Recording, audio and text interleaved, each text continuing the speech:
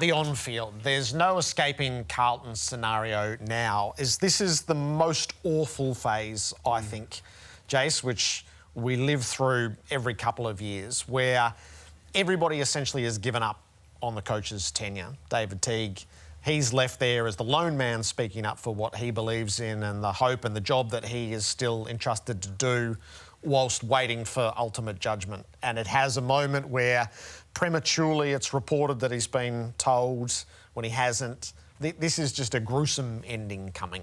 It's quite bizarre the way it's all unfolded, because if you cast your mind back to when that review was announced, it wasn't about the coach, it was about the football department. The coach was separate. He wasn't there to be investigated.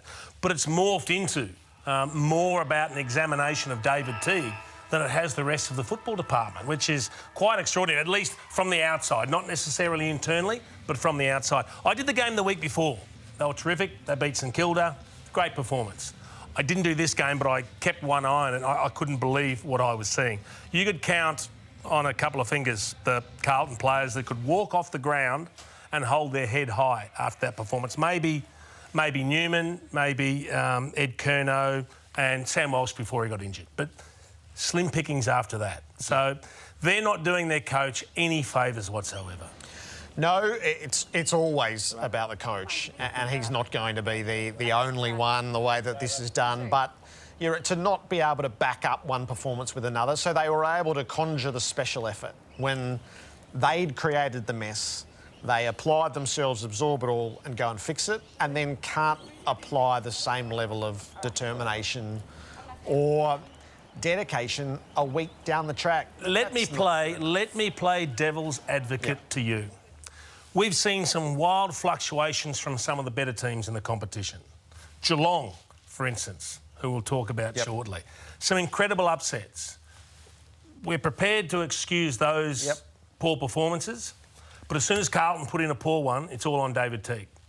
Is that fair? I don't think it is. And it feels like that's how it is internally. The internal is much more interesting than the external. Yep. Carlton's been in this conversation for at least 5 years now, while the eternal wait goes on. So what do you think is happening internally? They lost faith in the middle of the year. That's what happened. Okay. And hindsight will show that. The current president doesn't want to sack the coach. He doesn't want to sack a third coach. So the new president has started the work in the middle of the year, and we'll be able to judge how it lands in the coming days. The report will be presented to the board, and then at the end of the season, we will see sweeping change at Carlton. And that's got nothing to do with the external commentary. That is all about they lost faith, rightly or wrongly, in the middle of the year. Do you see any hope for David Teague?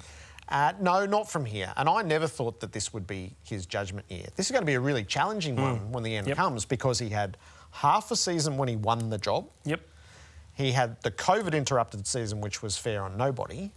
And then he's had the year where the club prematurely declared the time for development is over, and they thrust themselves forward for judgment, and they've failed against their own judgment.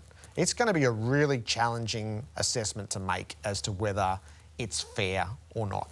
But on his watch, that group of players keeps doing that. They are recidivists. I want to show one moment. Yep. So I called the game. Okay. In the balance for most of the afternoon, Suns are playing with aggression and the need to fight back. This is it. Game on the line. Who wants it more? Who wants it? Yeah. Plain and simple. Bang. And that's the game. That is the game in one passage of play.